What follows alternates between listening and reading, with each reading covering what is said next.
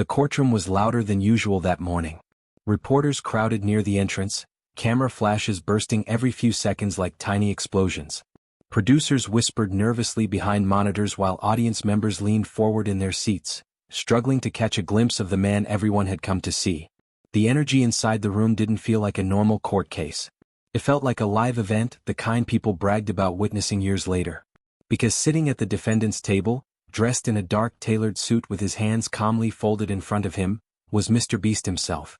Even the bailiff looked slightly overwhelmed by the attention surrounding the world's biggest YouTuber. Millions of fans worshipped him online. Companies fought to sponsor his videos. Teenagers copied his challenges, his smile, even the way he talked. On the internet, MrBeast wasn't just a creator. He was untouchable. And everyone inside that courtroom knew it. But the woman about to enter the room had built her entire reputation destroying people who thought they were untouchable. The side door opened quietly. Judge Judy stepped inside with the same calm expression she'd carried for decades. No dramatic entrance. No smile. No acknowledgement of the cameras pointed in her direction. Her robe flowed behind her as she approached the bench slowly, deliberately, like someone who never needed to rush because control already belonged to her. The room fell silent. MrBeast glanced up confidently at first, but something about Judy's expression made his smile tighten for just half a second. Most people missed it. The audience didn't. The producers definitely didn't. Because Judy didn't look impressed. She sat down quietly and adjusted the papers in front of her while the courtroom held its breath. Normally, celebrity guests changed the atmosphere in the room. People became nervous around fame. Excited. Distracted. But Judy treated him exactly the same way she treated everyone else who walked into her courtroom. Like another person about to answer questions.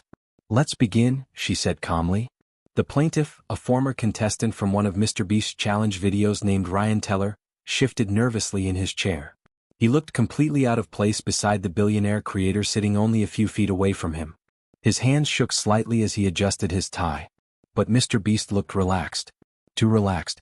Before Judy could continue, he leaned forward slightly and smiled toward the audience. "I just hope everyone here understands how entertainment works online," he said casually. "YouTube videos are meant to be fun, not taken this seriously." A few people in the gallery chuckled nervously. Judy didn't. Instead, she slowly looked up from the case file and locked eyes with him. Her expression remained unreadable. "I understand entertainment," she said softly. Then her voice sharpened just enough to change the temperature of the room. "What I'm interested in is truth." The silence afterward felt immediate and heavy. Several audience members exchanged looks. Even the camera operators shifted awkwardly behind their equipment. It wasn't what she said that startled people. It was how calmly she said it. MrBeast's smile faded for a moment before returning again. "Well," he replied lightly, "truth online is usually more complicated than people think." Judy leaned back slightly in her chair. "No," she said. "Truth is usually simple. It's people who complicate it." Another silence. Longer this time. The plaintiff swallowed hard. MrBeast crossed his arms slowly, still trying to appear comfortable, but the confidence in his posture no longer looked effortless. Judy noticed. She noticed everything. The case itself sounded simple on paper. Ryan claimed he had participated in one of MrBeast's viral challenge videos after being promised a prize of $500,000 if he completed the final task. According to Ryan, he did complete it.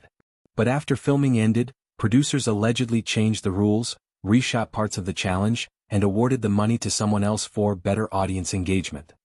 MrBeast's legal team called the accusation ridiculous. Ryan called it manipulation. And somewhere between those two versions of reality sat the truth. Judy opened the file again carefully.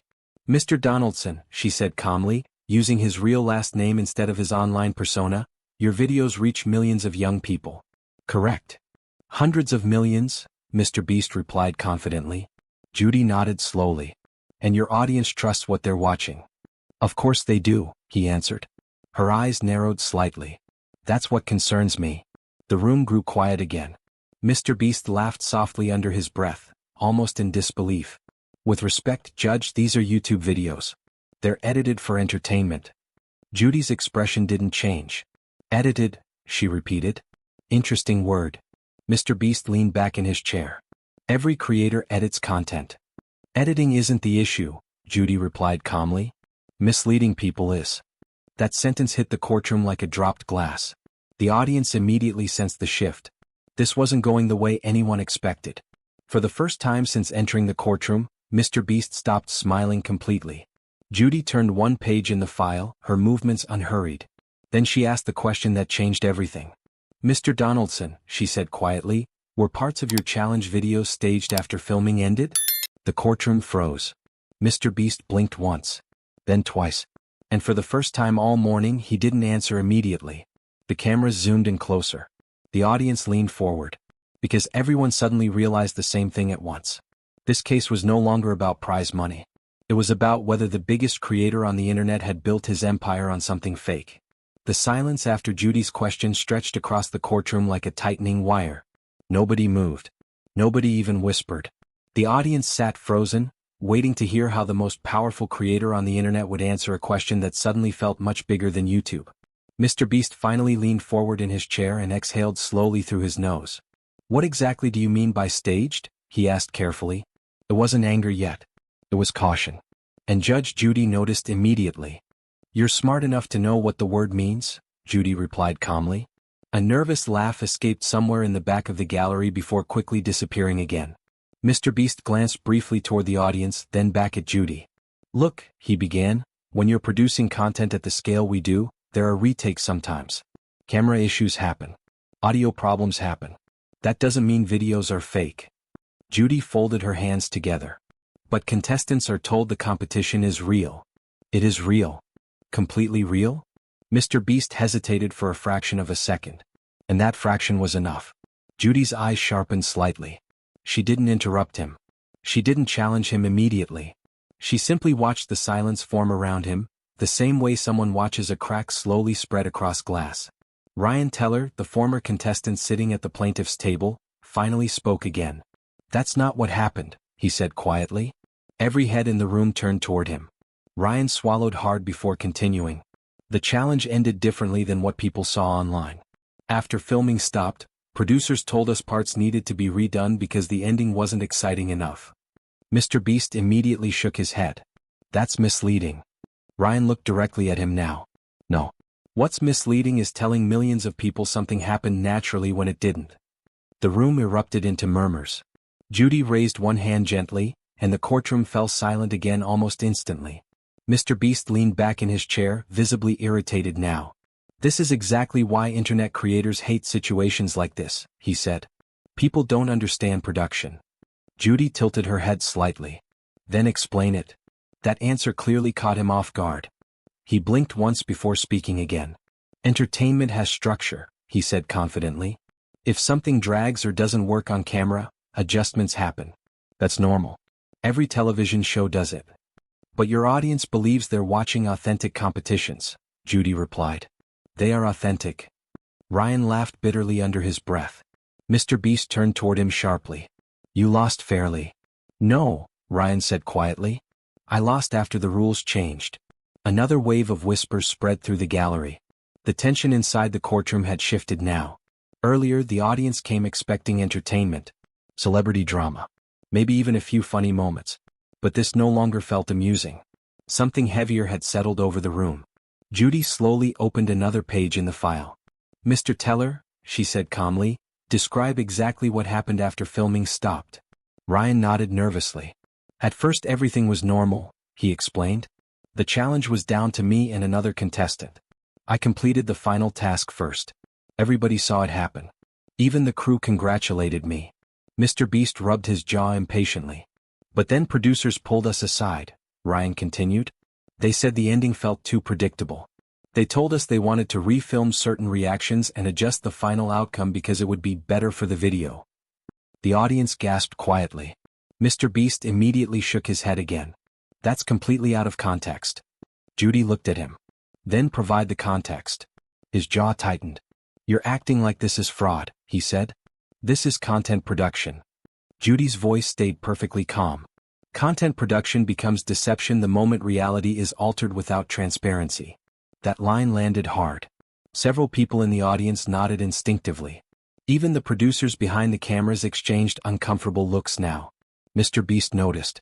And for the first time since entering the courtroom, genuine frustration appeared on his face. "You have no idea how YouTube works," he snapped. Judy didn't react emotionally. "No," she replied softly. "I have a very clear understanding of how people work." The silence afterward felt devastating. Ryan lowered his eyes, almost relieved someone was finally listening to him. MrBeast leaned forward again, his voice sharper now. "Millions of people watch my videos because they inspire them. We give away money, help people, build schools, feed families." "And none of that answers the question," Judy interrupted quietly. The interruption stunned the room because she never raised her voice. She didn't need to. MrBeast stopped mid-sentence. Judy continued calmly. "Did your production team alter the outcome of a competition after participants believed it was complete?" Another pause. Another dangerous silence. MrBeast looked toward his legal team briefly before answering. "There were adjustments made for pacing." Ryan stared at him in disbelief. "Pacing?" he repeated. "You told me I won." The room exploded with whispers again. Judy's expression hardened slightly for the first time all day. "You told him he won?" she asked. MrBeast immediately corrected himself. "I mean initially yes, but after reviewing footage, producers believed another ending worked better for the audience." Judy slowly removed her glasses. That tiny movement somehow felt louder than shouting. "So the audience saw an ending chosen for entertainment," she said carefully, "not necessarily the truth." MrBeast crossed his arms defensively. "That depends how you define truth." The courtroom fell completely silent again. And the moment those words left his mouth, Judy looked at him differently. Not angrily. Not emotionally. But with the cold patience of someone who had finally found exactly what she was looking for. She leaned back slightly in her chair and glanced toward her clerk. Then she spoke softly. "Bring me the raw footage." The room froze instantly. MrBeast's confidence disappeared for just a second. But Judy saw it. And so did everyone else. The courtroom remained completely silent after Judy's request for the raw footage. Even the reporters sitting near the back stopped typing for a moment. The words seemed to hang in the air heavier than anyone expected. "Bring me the raw footage." For the first time all morning, MrBeast looked genuinely uncomfortable. Not scared. Not defeated. But cautious. And caution looked strange on someone the internet had spent years treating like he was untouchable. One of his attorneys immediately leaned toward him and whispered something quickly into his ear. MrBeast nodded once, though his expression remained tense. Judge Judy watched the exchange carefully without interrupting. Her face revealed nothing, but there was something dangerous in her silence now. Something controlled. Precise. Like a chess player patiently waiting for an opponent to make the wrong move. Finally, MrBeast leaned forward again. "With respect, Judge, raw production footage is confidential," he said carefully. "There are contracts involved, unreleased content, editing systems." Judy interrupted softly. "Is the footage real?" The simplicity of the question stunned the room. MrBeast blinked once. "Yes." "Then reality shouldn't be afraid of being viewed without editing." The audience reacted instantly with quiet murmurs. MrBeast rubbed his hands together slowly now, frustration becoming harder to hide. "You're turning entertainment into some kind of criminal issue." "No," Judy replied calmly. "I'm determining whether your audience was intentionally misled. That's subjective. Truth usually isn't." Another silence. Ryan Teller sat motionless beside his attorney, watching the exchange like someone finally seeing a wall begin to crack after years of believing it was indestructible. Meanwhile, the energy around MrBeast had changed completely. Earlier, the audience looked at him like a celebrity. Now they looked at him like a man under pressure. A producer from MrBeast's team suddenly stood and approached the defense table carrying a silver laptop and 2 external hard drives.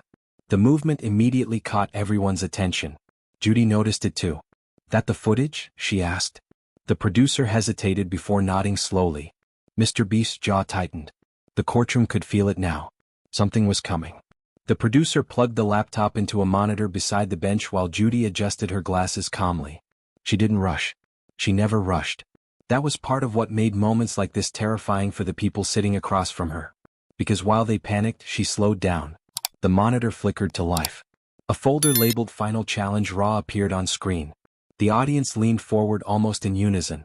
MrBeast crossed his arms tightly. "Again," he said firmly, "raw footage without editing can be misleading." Judy looked at him briefly. "That's an interesting sentence." The room went quiet again. Judy pressed play. The first clip showed the final challenge exactly as viewers remembered it from the uploaded video. Ryan racing another contestant through a timed obstacle course while dramatic music played in the background. But this footage had no music. No cuts. No flashy graphics. Only silence, heavy breathing, crew voices and camera operators moving around the set. It felt strangely different. Smaller. More real. Ryan completed the obstacle first. Clearly. The audience immediately reacted with whispers. Judy paused the video. "So he won," she said. MrBeast quickly leaned forward. "That's before production review." Judy resumed the footage. A few moments later, crew members approached Ryan congratulating him while another contestant appeared visibly upset in the background. Then the video continued. One producer's voice became audible. "Yeah, but honestly the other ending would hit harder emotionally." The courtroom froze. MrBeast shifted uncomfortably. Another producer laughed quietly on the recording. "We can just reset reactions. Nobody will know." Several people in the audience gasped aloud. Ryan closed his eyes briefly like he'd been waiting years for someone else to finally hear this. MrBeast immediately spoke up. "You're taking casual production conversation out of context." But Judy kept watching silently. The next clip showed contestants being repositioned after the challenge had already ended. Another voice on the recording spoke clearly. "Jimmy wants a bigger surprise ending." The room exploded into whispers again. MrBeast's expression hardened immediately. "That's normal production planning." Judy paused the footage again. "Planning?" she asked softly. "After the winner was already decided?" MrBeast exhaled sharply through his nose. "YouTube videos are stories," he replied. "People expect emotional payoff." Judy slowly turned toward him. "Stories are fiction," she said quietly. "Your audience believes these competitions are real. They are real. Then why change the ending?" The silence afterward felt crushing. MrBeast looked away briefly toward the monitor. And for the first time all day he no longer looked like a confident creator defending his work. He looked like someone trying to protect something much larger than one video. Judy noticed immediately. Her eyes narrowed slightly. "You're not nervous about this lawsuit," she said softly. MrBeast looked back at her. "You're nervous about what millions of people might think if they see how these videos are actually made." The courtroom went dead silent. Even the camera operators stopped moving. MrBeast laughed once under his breath, but there was no confidence left in it now. "You think this changes anything?" he asked quietly. Judy leaned back slightly in her chair. "I think honesty changes everything." The tension inside the courtroom had become unbearable now. Nobody cared about the lawsuit anymore. Nobody cared about prize money. This had become something much bigger. Trust. Authenticity. The difference between entertainment and deception. Judy pressed play again. The next clip showed Ryan standing off camera while producers discussed alternative endings nearby. Then one sentence echoed through the speakers clearly enough for the entire courtroom to hear. "Viewers don't care who actually wins. They care about what feels real." The silence afterward felt almost violent. MrBeast closed his eyes briefly. And Judy finally understood something important. This wasn't just editing. It was manipulation disguised as authenticity. She slowly folded her hands together and looked directly at him. Then, in a voice quieter than ever, she asked the question that changed the entire courtroom. "So tell me, Mr. Donaldson." She paused. "When exactly did fake become acceptable as long as it got views?" The courtroom felt different now. Not loud. Not chaotic. Heavy. Like the air itself had become harder to breathe. Nobody in the audience whispered anymore. Nobody checked their phones. Even the reporters sitting near the back had stopped typing because every second unfolding inside that room suddenly felt bigger than internet drama. Bigger than YouTube. The raw footage still glowed silently on the courtroom monitor beside the bench. And for the first time in years, MrBeast looked like a man losing control of the story. Judge Judy remained perfectly calm. That was the terrifying part. She wasn't angry. She wasn't emotional. She simply looked disappointed. And somehow disappointment felt worse. Judy slowly removed her glasses and placed them on the desk in front of her. The tiny sound echoed across the silent courtroom. "You told millions of people these competitions were authentic," she said quietly. MrBeast rubbed his jaw again, clearly trying to steady himself. "They are authentic." Judy nodded once. "Then explain why producers discussed changing outcomes after winners were already decided." "It wasn't changing outcomes," he snapped.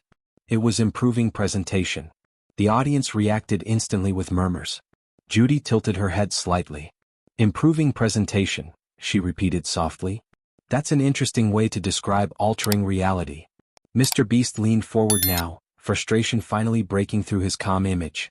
You're acting like I committed some massive crime because we edit videos. No, Judy replied calmly. I'm acting like influence comes with responsibility. The room went silent again. That sentence hit harder than anyone expected. Because suddenly this wasn't about one contestant anymore. It was about trust. MrBeast laughed once in disbelief and gestured toward the audience. People don't watch YouTube for documentaries. They watch to be entertained. Judy didn't blink. Then stop selling entertainment as reality. The courtroom erupted. Gasp. Whispers. Even some stunned laughter. The line landed like a hammer. MrBeast stared at her for several seconds without speaking. His legal team looked visibly nervous now, exchanging quick whispers while reporters scribbled furiously across notepads. Ryan Teller sat motionless beside his attorney, almost overwhelmed watching someone finally say publicly what he'd been trying to explain for months. MrBeast finally shook his head. You don't understand the pressure creators are under, he said sharply. If videos aren't exciting enough, people stop watching. Sponsors disappear. Employees lose jobs. And honesty disappears too? Judy asked quietly. Another silence. MrBeast looked away briefly. That tiny movement said everything. Judy noticed immediately. Her voice softened slightly now, but somehow became even more dangerous. You built an empire convincing people they were watching genuine human moments, she said. Real reactions. Real competition. Real generosity. They were real. Not according to your own footage. The room became painfully still again. Judy turned toward the monitor and replayed one section of the raw footage. Viewers don't care who actually wins, the producer's voice echoed through the courtroom speakers. They care about what feels real. Judy paused the footage carefully. Then she looked directly at MrBeast. That sentence, she said softly, might be the most honest thing your production team has ever said. A collective gasp swept through the audience. MrBeast's face tightened immediately. You're twisting everything. No, Judy replied. I'm removing the editing. The silence afterward felt brutal. For the first time all day MrBeast no longer looked frustrated. He looked exposed. And the audience could feel it. The billionaire creator who controlled thumbnails, algorithms, edits, and millions of viewers suddenly found himself trapped somewhere he couldn't manipulate. Reality. Judy folded her hands together again. Do you know what the problem is here? She asked quietly. MrBeast didn't answer. The problem, Judy continued, isn't that your videos are edited. Every television show edits. Every movie edits. She paused briefly. The problem is that you market authenticity while manufacturing outcomes behind the scenes. The room exploded with whispers again.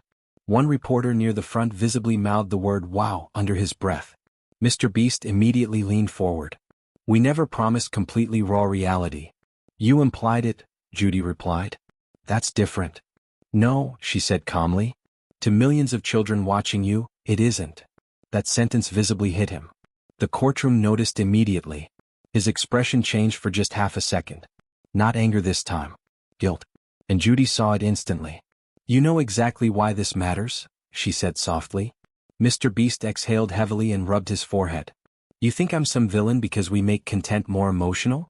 I think, Judy replied carefully, that fame has made you comfortable blurring the line between inspiration and illusion. The room fell silent again. Nobody moved. Nobody even coughed. Because the atmosphere no longer felt like entertainment. It felt like a public unraveling happening in real time. MrBeast finally stood up suddenly from his chair. This is insane, he snapped. Do you know how many people we help? Do you know how many lives we've changed? Judy remained seated, completely calm. Yes, she said quietly. And that's exactly why the truth matters. MrBeast opened his mouth to respond. But Judy continued before he could. When someone with your influence manipulates reality for emotional impact, people eventually stop knowing what's genuine. The room froze again. Judy's voice stayed steady. And once trust disappears, she said softly, all you're left with is performance. That line hit the courtroom harder than anything else she'd said all day. MrBeast slowly sat back down. The confidence was gone now. Not weakened. Gone. The audience could see it in his eyes. The same man who once controlled the internet now looked like someone realizing he could no longer control the narrative. Judy looked down briefly at the file in front of her before speaking one final time. Mr. Donaldson, she said quietly, Views may buy attention? She looked up slowly. But they do not buy credibility. The silence afterward felt enormous. And everyone in that courtroom knew the same thing at the exact same moment. The internet's biggest creator had just lost the room. The courtroom remained silent long after Judy's final sentence settled into the air. Views may buy attention, but they do not buy credibility. Nobody moved. Nobody spoke. Even the camera operators seemed frozen behind their equipment, as if they understood they had just captured something far bigger than another celebrity courtroom moment. The atmosphere inside the room no longer felt dramatic. It felt historic. MrBeast sat motionless at the defense table, staring downward at the papers in front of him without really seeing them. Earlier that morning he had walked into the courtroom carrying the confidence of someone adored by millions. Someone used to controlling every angle, every thumbnail, every narrative. But now the confidence was gone. Not shattered loudly. Quietly. That was what made it worse. Across the room, audience members exchanged slow, uncertain looks. Some seemed disappointed. Others stunned. A few looked genuinely emotional. Because for years people hadn't just watched MrBeast videos for entertainment. They trusted them. They believed the reactions, the surprises, the generosity. And now, sitting inside that courtroom, they were being forced to confront something uncomfortable. Maybe authenticity online wasn't always real. Judge Judy slowly organized the papers on her desk while the silence continued. She didn't appear victorious. She never enjoyed humiliating people. That was the difference between cruelty and accountability. And accountability was exactly what this had become. Finally, MrBeast spoke again, but his voice sounded different now. Quieter. I never wanted people to feel deceived, he said carefully. Judy looked up at him calmly. But they were.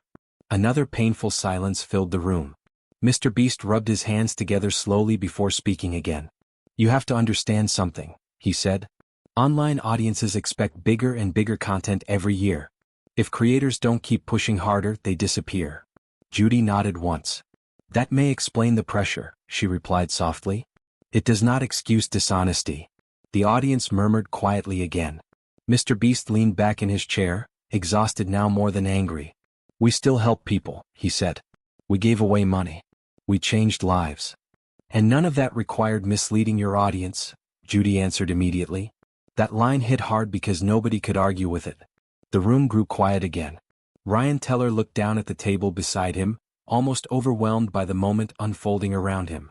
Earlier he looked terrified to challenge one of the biggest internet celebrities alive.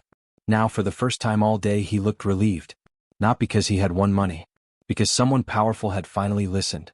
Judy turned toward him gently. Mr. Teller, she said, you entered what you believed was a legitimate competition. Yes, Your Honor. And after winning, the outcome was changed for entertainment purposes. Ryan nodded slowly. Yes. Judy folded her hands together. That should never happen without transparency. She turned back toward MrBeast.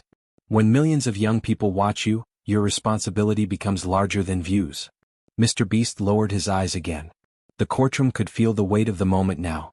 This was no longer about YouTube algorithms or editing techniques. It was about influence. About trust. About what happens when entertainment becomes so polished that reality itself starts bending underneath it. Judy sighed softly. I've spent decades watching people lie in courtrooms, she said. Some lie for money. Some for pride. Some for fear. She paused briefly. But the most dangerous lies are the ones wrapped inside admiration. The audience sat perfectly still. You built an empire on relatability, she continued. People trusted you because they believed your reactions, your competitions, your generosity were authentic experiences unfolding naturally. MrBeast looked up slightly. They were based on real experiences. Based on reality, Judy replied quietly, is not the same thing as reality. Another devastating silence. One reporter near the front slowly lowered his notebook, almost forgetting to write because the room felt so emotionally heavy now. Judy leaned back slightly in her chair. The internet rewards spectacle, she said softly. Bigger reactions. Bigger emotions. Bigger surprises. She looked directly at him. But eventually, spectacle becomes addiction.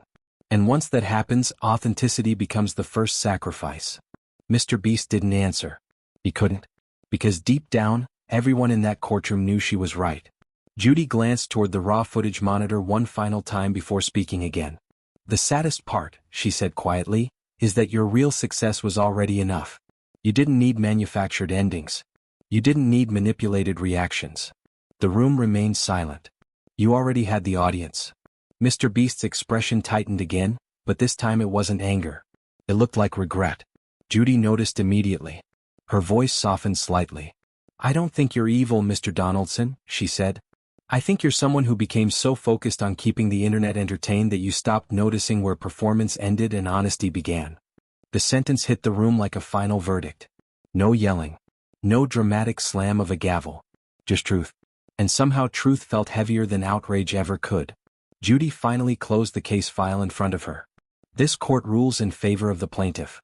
A quiet gasp moved through the gallery. Ryan lowered his head emotionally while MrBeast sat completely still beside his attorneys. But Judy wasn't finished. She looked toward him one last time. "And let today remind every creator watching something important," she said calmly. "Fame does not protect trust. In fact, it makes trust even more valuable." The room stayed silent. Because once people begin questioning what's real. She paused. They eventually question everything. Nobody moved. Nobody breathed. Judy slowly stood from her chair and gathered her papers. "This case is dismissed." The sound of her chair sliding backward echoed softly across the courtroom as she stepped away from the bench. MrBeast remained seated silently, staring ahead while cameras captured the moment from every angle. The king of YouTube had entered the courtroom believing he could explain away reality as entertainment. But reality had won. And as the courtroom lights dimmed and reporters rushed toward the exits preparing headlines that would spread across the internet within hours, one final truth lingered quietly in the air. Arrogance performs. Authenticity doesn't have to. Because in the end, the loudest thing in the courtroom wasn't anger. It was silence.